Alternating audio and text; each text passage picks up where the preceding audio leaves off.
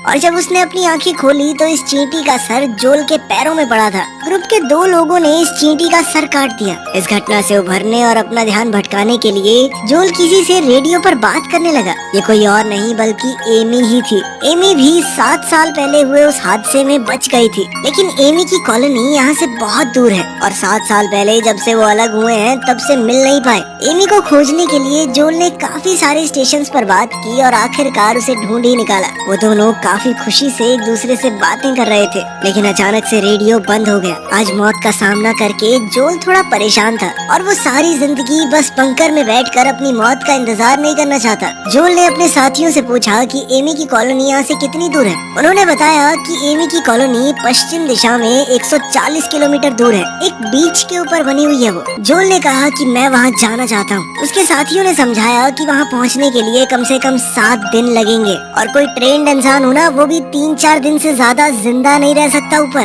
तू तो 1 घंटे में मर जाएगा बेटा। लेकिन जोल ने मन बना लिया था, या तो वो एमी से मिलेगा या फिर कोशिश करते हुए अपनी जान दे देगा। जोल को कुछ हद तक ये भी लगता था कि वो इस बंकर में इन लोगों के साथ रहने के लायक नहीं है। वो सिर्फ यहाँ एक बोझ है, लेकिन असल में ऐसा है नहीं। जोल के दोस्त उससे बहुत प्यार करते थे। उन्होंने उसकी मदद के लिए एक मैप भी बनाया ताकि वो एमी के पास पहुँच सके। अब जोल इतने सालों बाद उस कॉलोनी से बाहर आया था। एमी की कॉलोनी पश्चिम दिशा में 140 किलोमीटर दूर है, लेकिन जोल को बिल्कुल भी हिसाब नहीं था कि आखिर पश्चिम दिशा है कौन सी। बिना देखे समझे जोल आगे बढ़ गया। कुछ ही दूर चलने पर जोल को किसी बड़े जीव की आवाज सुनाई दी। वो पास के एक घर में छुपने गया, लेकिन वहाँ के तालाब में पहले ही एक बड़ा सा मेंढक मौजूद था। इस जीव को देखते ही जोल फिर से जम गया। जैसे ही इस मेंढक ने अपनी जीभ से जोल पर हमला किया, तभी किसी ने जोल को धक्का देकर वहाँ से हटा दिया। ये कोई और नहीं बल्कि एक कुत्ता था। तभी उस मेंढक ने दोबारा हमला किया और अपनी जीभ से जोल की टांग पकड़ ली। तभी कुत्ते ने उस मेंढक की जीभ पर काट लिया, जिससे मेंढक की पकड़ छूट गई और जल्दी से जोल और वो कुत्ता वहाँ से भाग गए।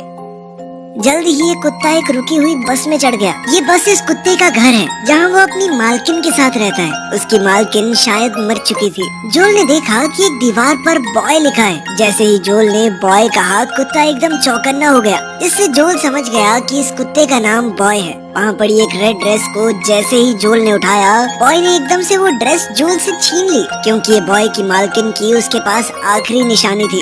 जोल रात भर इस बस में रुका और सुबह होते ही यहाँ से निकल पड़ा। जैसे ही जोल जाने लगा, बॉय भी वो रेड ड्रेस लेकर उसके पीछे आ गया, मानो वो उसके साथ चलना चाहता हो। जिसके बाद जोल ने वो ड्रेस लेकर अपने बैग में रख ली और बॉय को अपने साथ लेकर चल पड़ा। पूरी तरह नष्ट हो चुके इलाकों से निकलते हुए ये दोनों धीरे धीरे अपनी मंजिल की तरफ बढ़ने लगे। अभी रास्ते में जोल